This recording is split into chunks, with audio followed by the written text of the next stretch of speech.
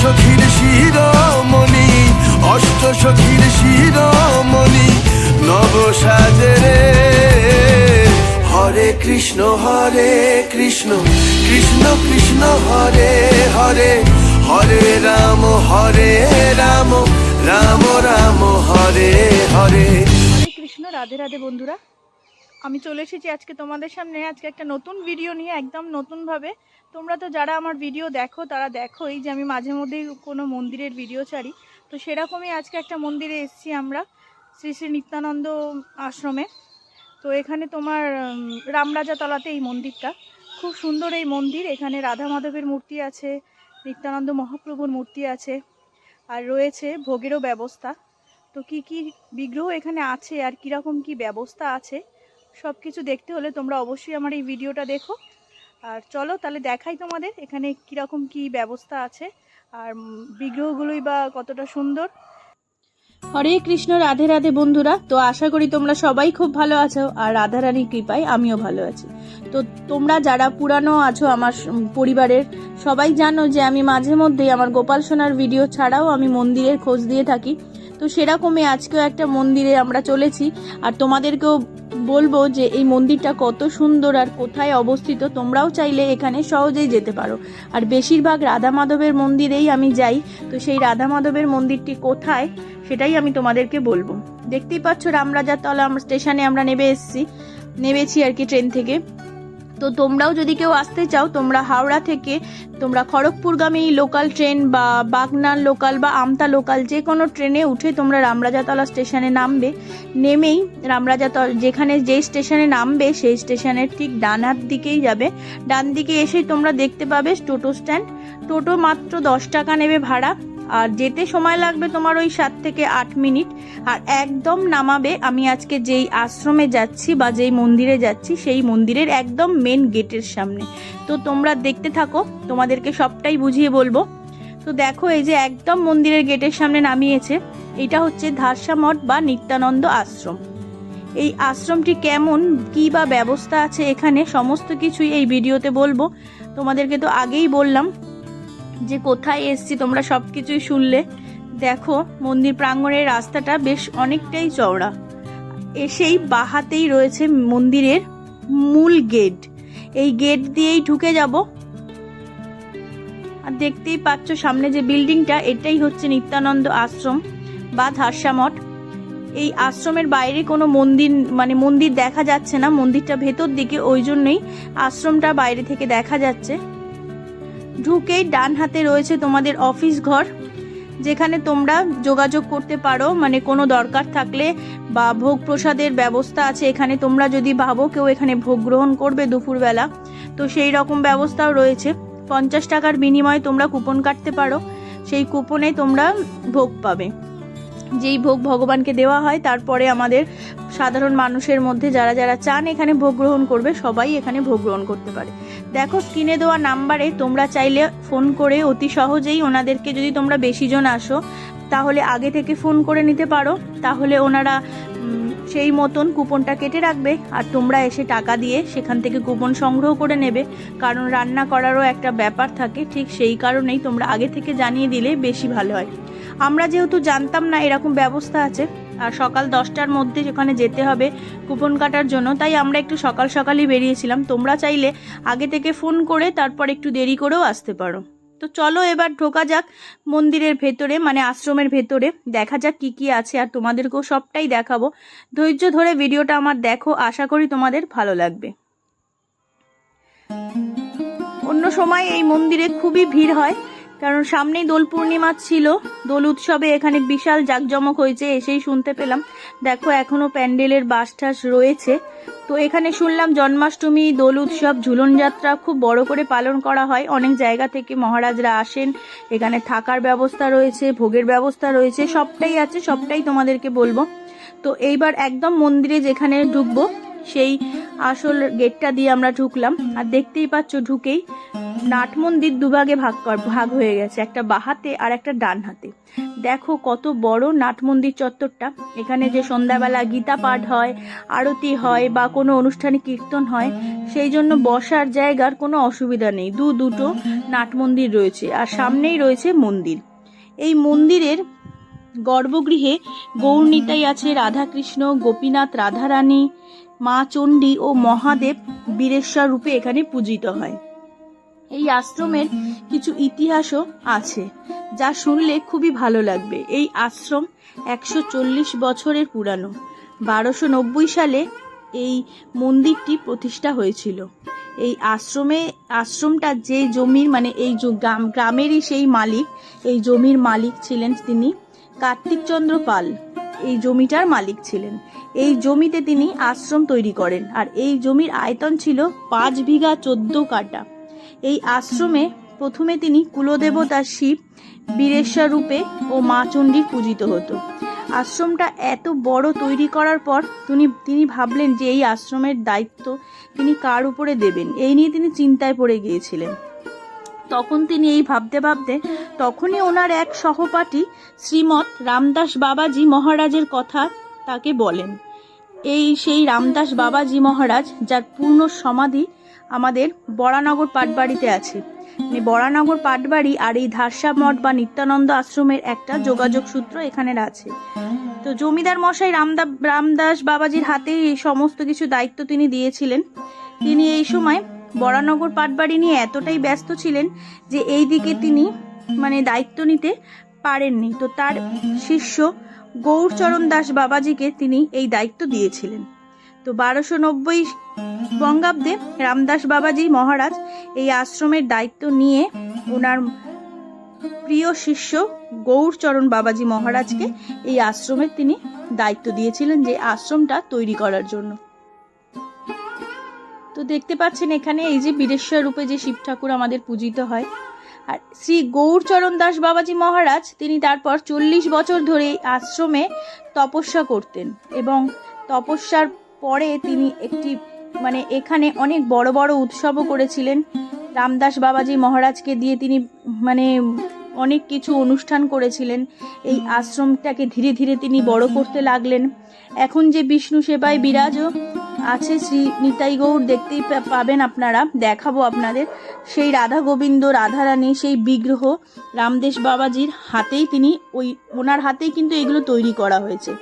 আর এই যে চরণটা দেখছেন, মহাপ্রভুর প্রথম এইখানে চরণ পড়েছিল, তাই ওনারা এইখানে প্লাস্টার প্যারিসের দ্বারাই এই চরণটিকে বাঁধিয়ে রেখেছেন। দেখুন কত সুন্দরভাবে সযত্নে রাখা হয়েছে। আর বড় বড় যে গৌরনিতাইয়ের বিগ্রহ এখানে রাখা হয়েছে, সেই গৌরনিতাইয়ের বিগ্রহ এই গৌরচরণ দাস বাবাজি মহারাজই তৈরি করেছিলেন।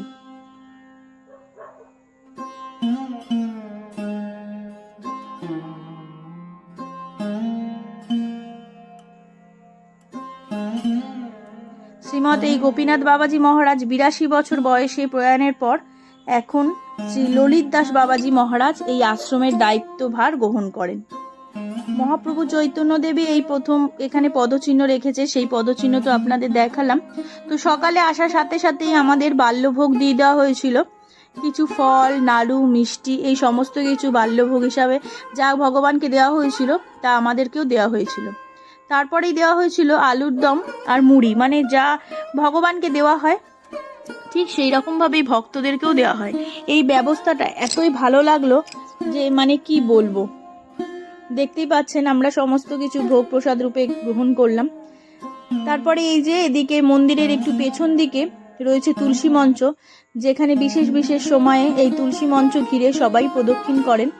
আর ঠিক তার পাশেই রয়েছে বড় গেট, যেখানে কোনো বড় অনুষ্ঠানের সময় গেটটা খুলে দেওয়া হয় ভক্তদের জন্য। আর মন্দিরের উল্টো দিকেই চলে যাচ্ছে একটি বড় পুকুর। এই পুষ্করণীকে এখানে রাধাকুণ্ড বলেই সবাই বলে, কারণ এই কুণ্ডটি প্রতিষ্ঠা করেছিলেন শ্রীমৎ গোপীনাথ বাবাজি মহারাজ। এই পুষ্করিণীর জলে বাবাজির আনা পৃথিবীর সবথেকে পবিত্র মানস সরোবরের জল মিশ্রণ করা হয়েছে। এই পুষ্করিণীর জল ওনারা খুব পবিত্র বলে মনে করেন। এই জল সবাই মাথায় ছিটান। তো আমরাও যেমন বৃন্দাবনের রাধাকুণ্ডের জল দিয়ে গোপুসোনাকে স্নান করাই, মানে কোনো ভালো কাজে লাগে, ঠিক সেরকমই ওনারাও এই জলকে খুব পবিত্র বলে মনে করেন। দেখুন জল কত পরিষ্কার, দেখতেই তো পেলেন সর্বক্ষণ গেট দেওয়া থাকে। তো আমরাও সেই কথা মতো এই রাধাকুণ্ডর পুকুরে নেমে, ব্যবহার যেহেতু করা হয় না, পুকুরের সিঁড়িগুলোতে প্রচণ্ড শ্যাওলা ছিল, তাই জন্য পুকুরে না নেমে ও পুকুরের ওপর থেকেই আমরা একটু জল মাথায় ছিটিয়ে নিলাম।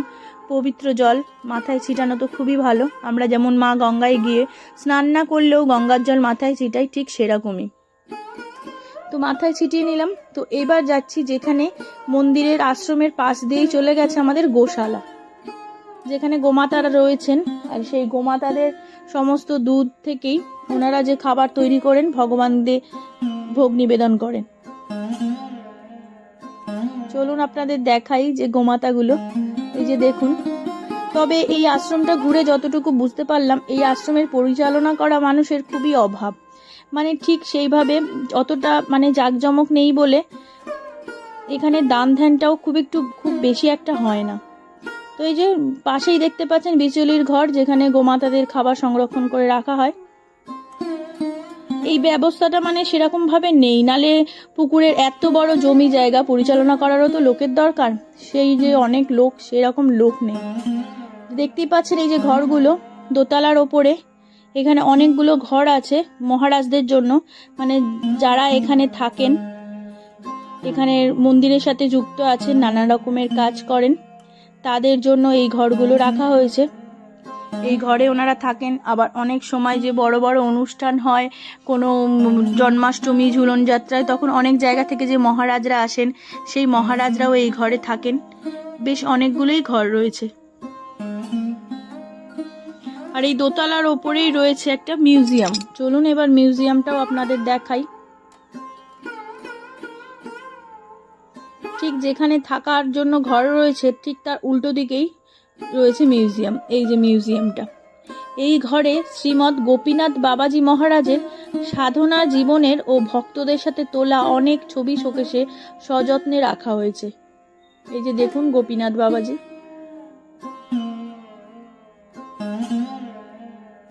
ওনার ব্যবহৃত সমস্ত রকমের জিনিস সুন্দরভাবে সযত্নে রাখা হয়েছে। তারপরে রাধাকৃষ্ণের ফটো, গৌরনিতাইয়ের ফটো, সমস্ত কিছু ছবি রাখা হয়েছে। ভক্তদের সাথে যে তিনি কোথাও যেতেন, সেই রকমের ছবি, সমস্ত কিছুই রয়েছে। আর ওনার ঘর রয়েছে, যেই কক্ষে উনি থাকতেন, যেই চেয়ার, তারপরে যেখানে উনি জামা কাপড় রাখতেন, ওনার পাদুকা জোড়া, তারপরে বিছানা যেখানে উনি শয়নে যেতেন, সমস্ত কিছু খুব যত্ন করে রাখা হয়েছে। আর দেখুন কতটা পরিষ্কার পরিচ্ছন্ন।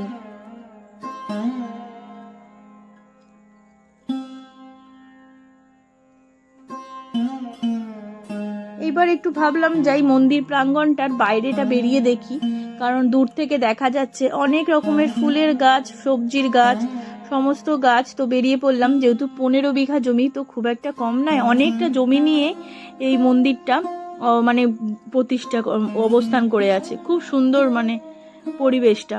আর সত্যি দেখুন এই যে বাঁধাকপি হয়েছে, অনেক ফুলও হয়েছে। আর সত্যি বলছি, শহরের কোলাহল থেকে বেশ অনেকটা দূরে, আর এত শান্তি, নিরিবিলি, পাখির পূজন, যে মানে মন কেড়ে নেয়। খুব সুন্দর জায়গাটা। আর দেখুন এই যে ভোগ নিবেদন করা হয়ে গেছে ভগবানকে 12টার সময়, এই যে গেট বন্ধ, আর 12:30টার সময় আরতি করা হয়।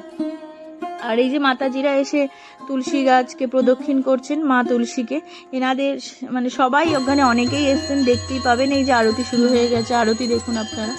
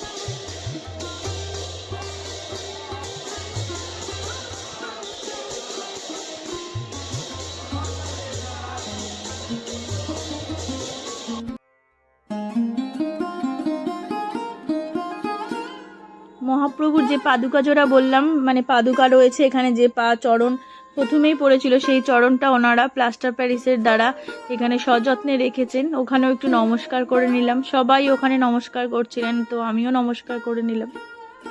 এইবার যাব আমরা যেখানে ভোগ বিতরণ করা হবে সেইখানে। এই যে দেখুন, মন্দিরও বন্ধ হয়ে গেল আরতি হবার পর।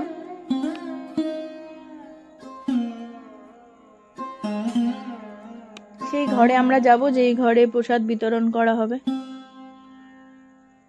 হয়তো সেরকম কোনো জাঁকজমক নেই বা বাইরের কোনো বিলাসিতা নেই যা এখন অনেক মন্দিরে রয়েছে, কিন্তু সত্যি মন্দিরটা যদি আপনারা আসেন তো বুঝতে পারবেন কতটা সুন্দর আর কতটা শান্ত নিরিবিলি পরিবেশ।